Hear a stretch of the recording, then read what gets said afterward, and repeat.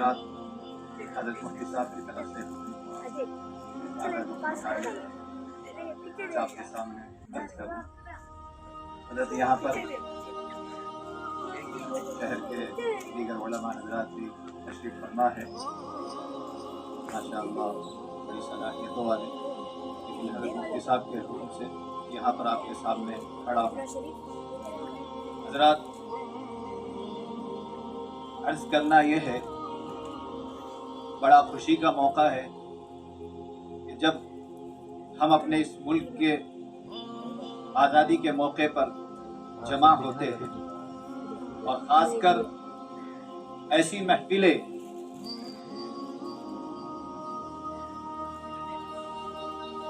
जहाँ पर उलमा और तलबा जमा हो, ये एक खास निस्बत है इस आज़ादी से। इस आज़ादी के अंदर जो कुर्बानियाँ दी गई है, अगर तारीख के औराक को उलट कर देखा जाए तो मालूम होता है कि इस मुल्क की आज़ादी के अंदर किसकी कुर्बानियाँ हैं, किन्होंने अपनी जानों को जो है कवर किया है, कौन थे जिन्हें इस मुल्क की आज़ादी के लिए अपना सब कुछ तन मन धन लुटा दिया है। जैसा कि मुफ्ती साहब ने फरमाया कि इस मुल्क की आज़ादी के लिए बड़ी लंबी लड़ाई लड़नी पड़ी, करीबन 200 साल तक मुसलसल लड़ते रहे। तो बतलाने का मकसद है कि जब इस मुल्क के ऊपर हालात आए, अंग्रेज आया, मुल्क को लूटने लगा, यहाँ की तहजीब को बर्बाद करने लगा, यहाँ के कीमती जौहरात को जो है चुरा कर ले जाने लगा, यहाँ की सकाफत को मिटाने लगा और यहाँ की तहजीब को बर्बाद करने की कोशिश करने लगा। यहाँ औरतों की इज्जत तक महफूज नहीं थी उस जमाने में। तो उलमा जो उस वक्त मदारिस के अंदर पढ़ाते थे,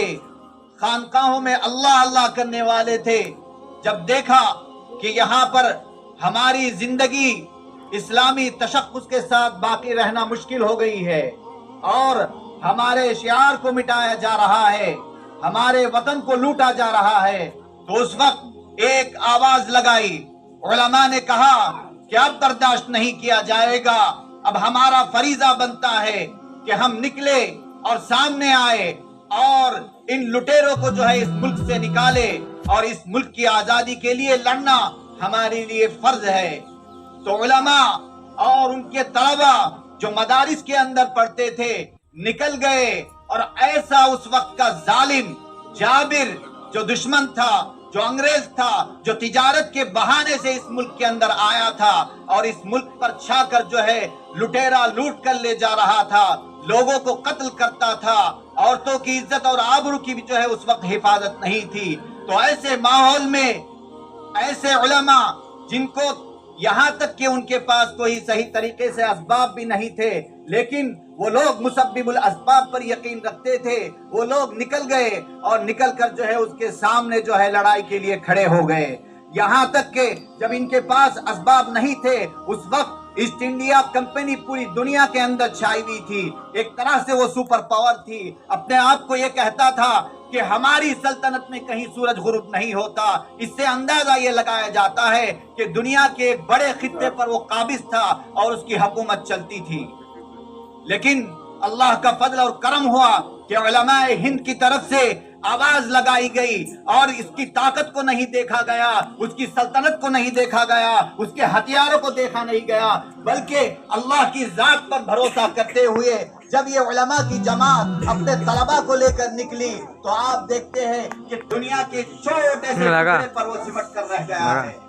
ये कुर्बानियां उलमा की और अहले वतन की और हमारे जो इस मुल्क के बाशिंदे थे सबको साथ लेकर अल्हम्दुलिल्लाह एक ऐसी तारीखी लड़ाई लड़ी गई कि रहती दुनिया तक ये तारीख बाकी रहेगी।